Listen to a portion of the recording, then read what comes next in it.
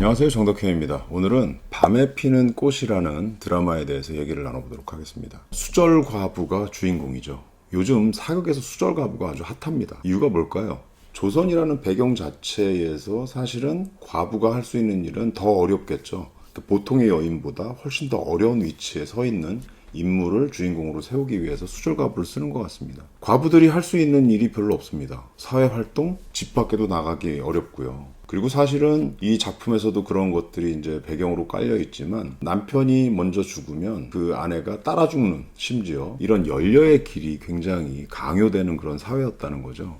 그래서 수절 과부 입장에서는 할 수 있는 일이 별로 없는 거죠. 이 인물이 밤만 되면 새로운 부캐를 가지고 활동을 한다. 이게 이 드라마가 갖고 있는 핵심적인 컨셉입니다.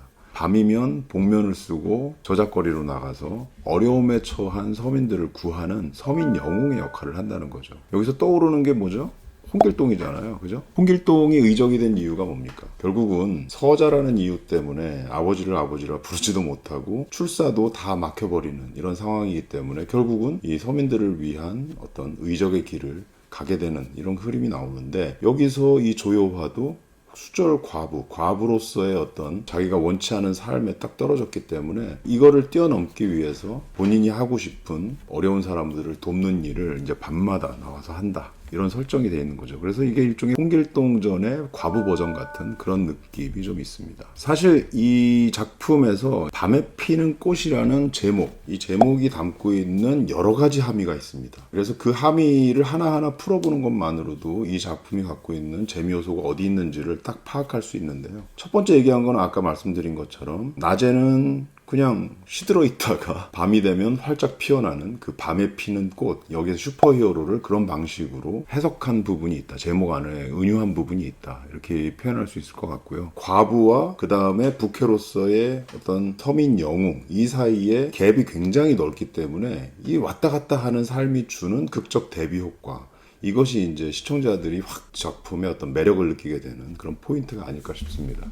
이게 첫 번째 의미라고 볼 수 있고요. 그 이면에 또 두 번째 의미로 보면 이런 것들이 있습니다. 밤에 피는 꽃. 사실은 이제 밤이 되면 깜깜해서 뭔가 안 보이죠. 그래서 뭔가 오리무중의 어떤 상태를 얘기하는 건데, 어떤 사건이 벌어졌는데 그 사건의 진상을 알 수 없는 상태, 이걸 밤이라고 얘기한다면 그 사건의 진상이 조금씩 드러나는 상황, 그래서 그 진실이 밝혀진다는 의미로서의 밤에 피는 꽃이라는 의미가 좀 들어있습니다. 여기에는 몇 가지 사건들이 이렇게 좀 겹쳐져 있는데요. 여기에 지금 이 조여화와 같이 짝을 이루어서 그 진실을 파헤치는 역할을 하는 금이영 종사관 박수호라는 인물이 등장을 합니다. 이 인물 이종원 씨가 연기를 했는데요. 사실 이종원 씨가 연기한 이 박수호라는 인물은 가족이 몰살당하는 어떤 경험을 했습니다. 이 참화를 겪는 거죠. 그를 데려다가 자기 동생 삼아서 같이 키운 인물이 박윤학이라는 인물입니다. 이규 씨가 연기하는 이 박윤학이 지금 좌부승지 역할로 등장을 하는데, 이 박윤학이 현재의 왕과 함께 그 사건을 지금 좀 추적하고 있어요. 그래서 그때 어떤 일들이 벌어졌는가, 데려다 키운 이유가 있는 거죠. 왜냐하면 박수호의 아버지가 선왕의 충신이었다는 이야기가 나옵니다. 그래서 현재의 왕도 박윤학도 요 둘이서 같이 힘을 합쳐서 과거에 어떤 사건이 벌어졌는가를 정확히 파악하기 위해서 은밀히 수사를 하고 있다는 거죠. 그래서 그 과거에 숨겨진 하나의 진실이 있는 건데,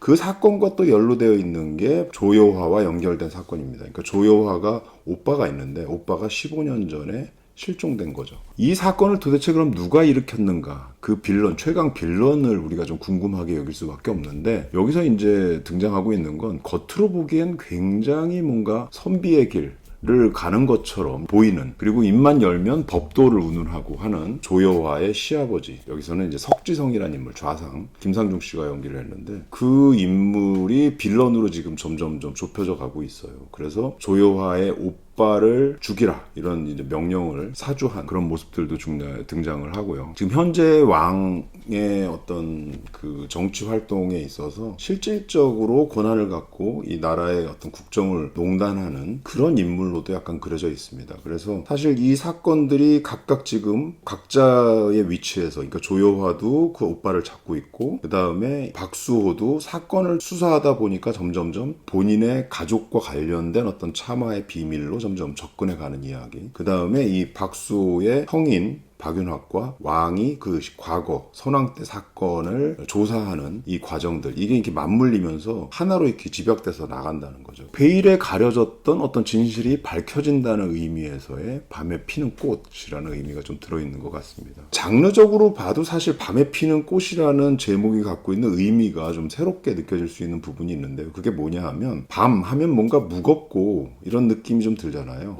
실질적으로 이 작품은 그 살인사건이라든지 집안에서 벌어진 어떤 참화라든지 이런 것들을 보면 굉장히 비극적인 이야기들이 밑에 깔려 있습니다. 전체 서사를 보면 좀 비극이라고 볼 수 있겠죠. 추리해 나가는 과정들이나 진실에 다가가는 이야기가 점점점 비극을 향해서, 그러니까 비극의 원인이 무엇인가를 찾아가는 이야기로 이렇게 집약돼 있다, 이렇게 볼 수 있는데, 이걸 풀어가는 과정은 대단히 경쾌하고 유쾌하고 시원한 이야기, 사이다 전개의 어떤 사극으로 그려지고 있습니다. 그게 좀 흥미로운 지점인 것 같아요. 그래서 그걸 가능하게 하는 건 뭐냐 하면, 조효화라는 인물이 갖고 있는 아주 발랄한 성격들, 그 다음에 그 인물과 여기 지금 금융종사관 박수호가 같이 사건을 수사해 가면서 둘 사이에 만들어지는 어떤 케미들, 거기에는 이제 멜로적인 관계, 이런 것들도 들어가 있죠. 이런 것들을 굉장히 유쾌하게 그려내고 있다는 거죠. 그리고 마지막에 가서는 이제 최강 빌런으로 등장할 수밖에 없는 석지성이라는 인물도 사실은 지금 앞부분에 상당히 좀 유화돼서 그 연기 자체로 약간 김상중 씨가 그렇게 연기를 해버렸는데요. 저는 그거 굉장히 좋게 보입니다. 왜냐하면 뭔가 좀 가볍고 유쾌하고 조금은 희화화된 느낌으로 이렇게 좀 표현을 해냈어요. 그래서 마지막에 가서는 그 진면목이 확 드러났을 때는 소름 끼치는 빌런 역할로 바뀔 가능성이 높지만, 이 과정에서는 굉장히 유쾌하게 그려지는 그런 측면이 있습니다. 그래서 이 작품은 최근에 이제 대중들이 많이 원하는 장르 중에 하나이기도 한데, 너무 무거운 얘기가 싫다라는 거죠. 그거보다는 시원시원한 얘기가 보고 싶다라는 뜻에서 활극이라고 이 표현이 많이 되는데, 그 활극의 장르적 특성들을 상당히 많이 갖고 왔다, 이렇게 볼 수 있습니다. 그것도 이제 밤에 피는 꽃, 밤에 어두운 느낌, 무거운 느낌이 있다면 거기서 피어나는 꽃, 웃음꽃이 피는 거죠. 굉장히 경쾌한 느낌의 작품으로서 이 제목을 또 그렇게 해석할 수 있지 않을까 하는 생각이 좀 들었습니다. 무엇보다 이런 밤과 꽃이 갖고 있는 양면적인 세계를 넘나들면서 이걸 아주 유쾌한 분위기로 바꿔놓는, 그러니까 비극적인 부분들을 아주 희극적인 요소로 끌고 나가는 힘, 어디서 오는가? 저는 뭐 절대적으로 이한이라는 배우에게서 온다고 저는 생각합니다. 이한희 씨가 극한 직업인가요? 그 작품에서부터 시작해서 원더우먼까지 쭉 이어져 오면서 자기만의 캐릭터를 확실히 잡은 것 같아요.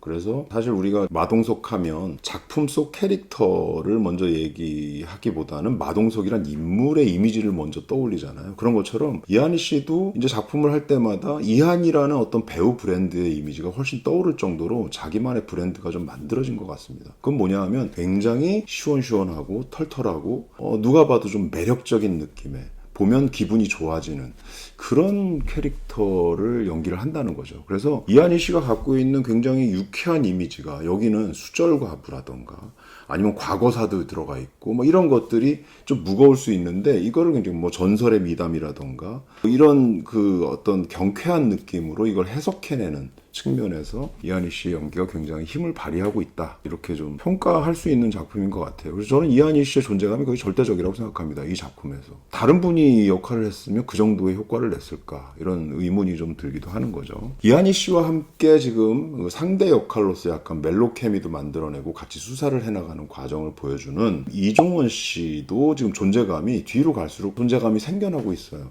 처음에는 좀 무거운 이미지로 시작을 했거든요. 여기는 관리로 등장하기 때문에 뭔가 고지고대로의 어떤 성격을 보여주기 위해서 초반엔 그런 면들을 굉장히 집중적으로 많이 보여준 거죠. 하지만 이한희 씨와 같이 합을 맞춰 나가면서 조금씩 이 단단했던 이미지가 조금씩 깨져나가죠. 그러면서 굉장히 공직으로서, 관직으로서의 어떤 틀에 박힌 모습, 그러니까 변하지 않는 모습이 아니라 좀 더 인간적인 면들을 이제 드러내기 시작하는 거죠. 그래서 뭐 갑자기 뭐 조효화를 보면서 두근거리는 설레는 느낌을 뭐 표현을 한다거나, 이런 것들이 좀 인간적인 면들이 이제 섞여 나가면서 이종원 씨의 존재감도 같이 좀 커나가고 있다 이렇게 볼 수 있을 것 같아요. 그래서 두 사람의 연기 패턴이 변화 과정을 보여주는데 이게 좀 정반대입니다. 그게 좀 흥미로운 지점이에요. 이한희 씨는 초반에 굉장히 유쾌하고 발랄한 이미지, 발랄한 모습으로 시작을 했다가 점점점 어떻게 되겠어요? 진실에 가까워질수록 진중하고 진지하고 무거운 이미지로 변화해 갈 가능성이 높겠죠. 정반대로 이종원 씨는 굉장히 무거운 이미지로 시작을 했다가 중간중간 가면서 인간적인 면들이 섞이면서 이제 변화해 간다. 그래서 두 사람이 같이 이렇게 만나서 이루어지는 케미는 중화되는 과정들이 보이는 거죠.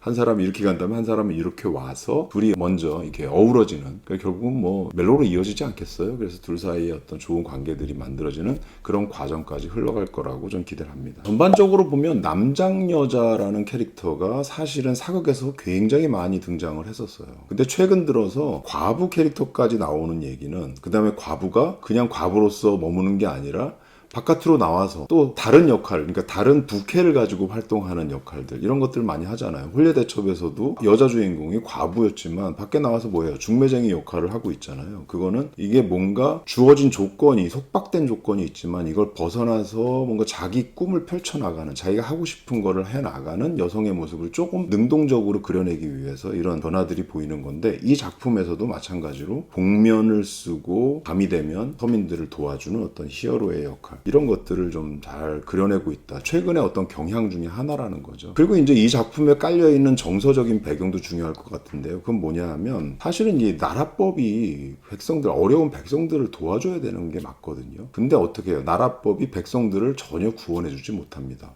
이 공공함도 해결해주지 못하고 억울함도 해결해주지 못해요. 그러면 이걸 누가 해결해주겠습니까? 복면 쓴 히어로가 나타나서 해결을 해주는 거죠. 이게 판타지적인 요소인데 이 부분이 주는 아주 시원시원한 카타르시스와 사이다가 있습니다. 그래서 사실은 이런 대결 구도가 갖고 있는 정서적인 공감대, 이런 것들이 깔려 있어서 작품을 보는 내내 좀 유쾌하게 볼 수 있고요. 그 다음에 무엇보다도 여성 서사로서, 그러니까 이 여성 주인공이 자기의 얽힌 과거사를 풀어나가고 동시에 주체적인 자기의 모습을 찾아나가는, 그게 뭐냐면 자기가 하고 싶은 대로 뜻대로 사는 거죠.